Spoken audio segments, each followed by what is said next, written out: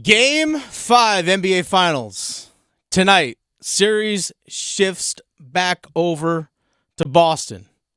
Dallas Mavericks actually finally got themselves in the win column after putting the boots to the Boston Celtics, and a man who knows all things about basketball, the good friend of this program, my good friend Brenden Whitted, joins us here on the Adam Gold Show. Brenden, how shocked were you that Dallas just straight stomped Boston there in Game 4? Not very. Okay. They had been playing beneath themselves, honestly. This was a team that was the top defensive team the last 15 games of the regular season, and they just hadn't shown up like that. Mm-hmm. They hadn't been showing up like that on the defensive end. They finally did. They stopped a lot of those driving kicks that Boston likes to do, and Boston was flummoxed. Like they just kind of they lost place. They lost themselves. Luka decided to play basketball again as opposed to trying to politic with the officials every 3 seconds. And I picked Dallas in 7, so technically I guess I could still be right. You could. But I thought that they just kind of, after that Minnesota series, when they showed up in the finals, it kind of felt like they were just happy to be there. And that was my issue. It was like, hey, this is not the same team I've seen all season. They finally showed up like they should have last game.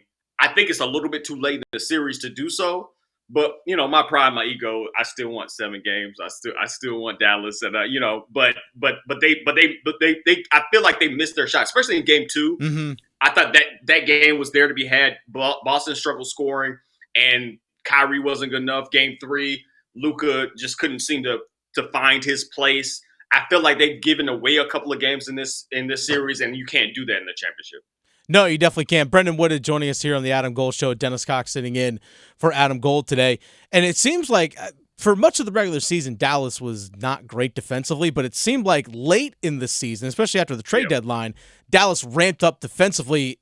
And it's really because Luka and Kyrie actually just kind of basically got to average defenders, which is all they needed to be. We always talk about how great Luka is and Kyrie on the offensive side of the ball, but how vital is if this team has any chance of coming back to win this thing? They got to do it on defense, right? I was so heated at Luka after Game 3. Yeah, because and this is perfectly emblematic of what his defense has been at certain points. That Jaylen Brown dunk when he hits the crossover and he goes straight to the rack. Luka sits there and doesn't move at all. He's the defender. Like it's a pick and roll, high screen set for Jaylen, and they switch it so that like first he's going to the right, pick switches, then he goes to the left. Luka never readjusts, and he gets a straight line drive to there. You can't do that, and regardless of whatever pundits say or whatever else, you can't hang out your teammates like that. That was my issue. Mm-hmm. Those are your guys. You put them in an unwinnable situation. Jaylen Brown, one of the best athletes in the association, and you let him go downhill the entire way. You've got to be better than that. Yeah. And on the defensive side in Game 4, Tatum gets isolated on him. He's able to move his feet side to side, lateral movement. That's all you want. He's never going to be a great defender, right? He's strong, but he's not super quick. He doesn't have great instincts. You have to do the minimal things in order to be better. By the way, Derek Lively, you talked about them getting better as the season progressed defensively. Yep. That guy, I got a mea culpa on that joint. I didn't know he was going to be this good this early. He's able to defend in space, which is not something you see from a 7-footer like that. Mm-hmm. I didn't know he was this good in Duke. We both watched him a ton at Duke, but like I didn't know he was going to be this guy defensively. I thought he was going to be a lob threat. I didn't know he was going to be this sort of rebounder. I didn't know he was going to be this sort of a defender. They really, really lucked up with him as he progressed. The defense did too. Yeah, and just again, for those who don't know, generally your center is the one that's communicating to the rest of your defense about positioning and all those kinds of things, and he's gotten so much better. I even said it this past season for Duke basketball. I said Derek Lively was the guy that they were missing. I could only imagine how great Duke would have been if he had stuck around.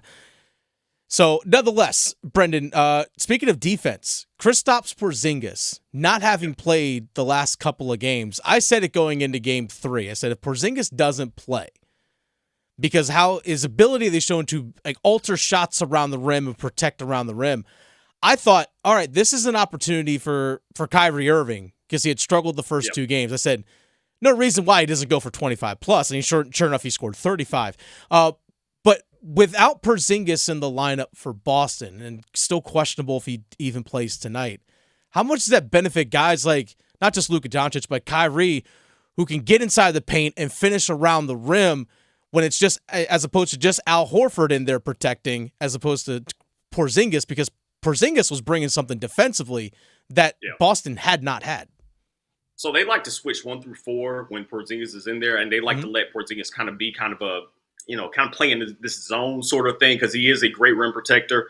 You saw the defense; they were top 3 in defensive efficiency this year. They were fantastic. Mm-hmm. Not having him means that there are no shot blockers there, and you saw Kyrie even when he wasn't.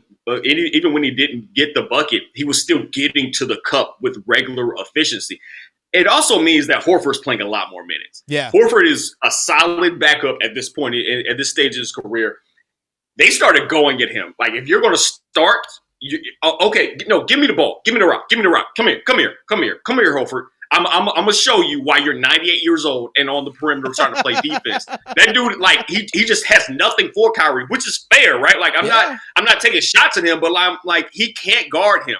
And Xavier Tillman gave them some good minutes in Game 3. I think we'll see more of him, but like, Horford was just when he got put on an island, it was Survivor, bro. Like, he was just getting voted off.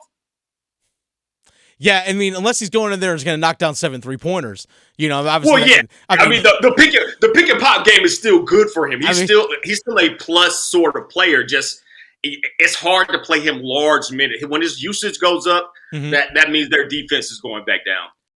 I mean, it's the give and take with it. It's like, all right, I might give up a few buckets out here at the rim, but if I'm going to knock down some threes, hey, it might be all give and take. Brenden Whitted joining us here on the Adam Gold Show. Dennis Cox sitting in for Adam Gold here today.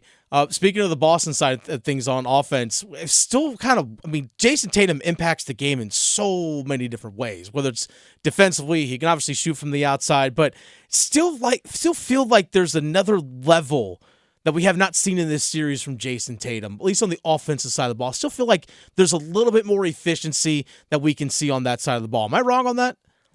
I want him to put his head down and go to the basket. There are some times when there are some step back 3, and it happened in Game 3 when they were giving that lead away.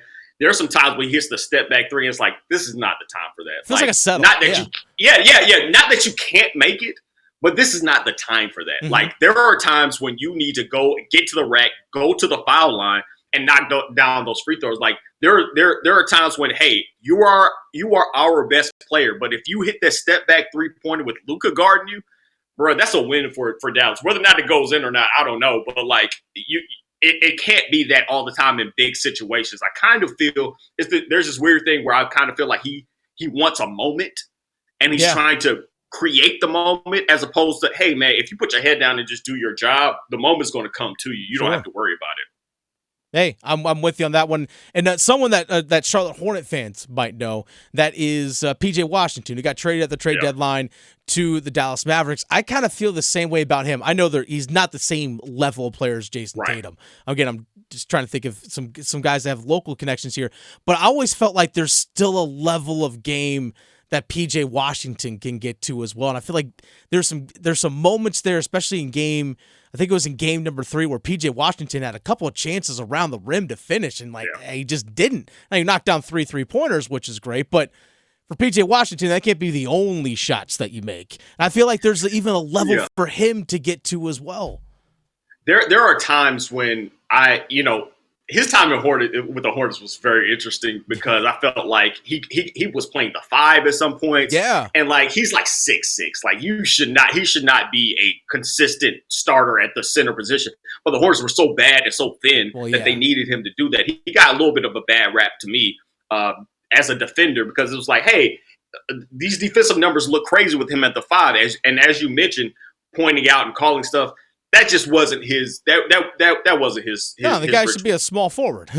He should be a small forward, a power forward, and wing at the very most. Yeah. And I think that he's actually done a pretty good job this series. I don't love when he, the pump fake. Once he pump fakes, just pass the ball. Like, he's just, just get rid of it. A little rough. Yeah, it's a little rough for him at that point. Just but yeah. I do appreciate that he's at least willing to put himself into the post. That's not something that they do. They like to play 5 out a lot, but he's done at least enough of driving. They've actually utilized him enough a lot with initiating. They've been trying to take a little bit of pressure off of Luka, Kyrie, because they're playing such big minutes. Mm-hmm. They'll put PJ and just have him take the ball up court. He's not really doing a ton, but he's taking it at least into the front court and letting them work. I've loved PJ. I'm so happy for him and Gafford. Imagine going from the Hornets and the Wizards to the finals in the same year. Right? Those teams were trash. Awful. I've lived in DC and watched a ton of Wizards games. Obviously, I'm a huge Hornets fan. Yeah. It's hasn't been great. That's all I can say. Yeah, it has been great. It's between them and the Mystics, it's been a little rough.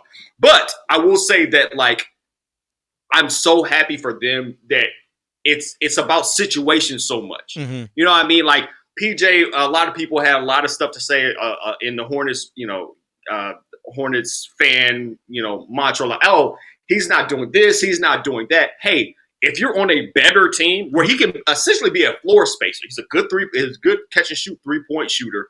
Like with Luka and Kyrie, he's been perfect for them, and I was so happy that he was able to change that. Gafford has given them good minutes at the center, even before this series.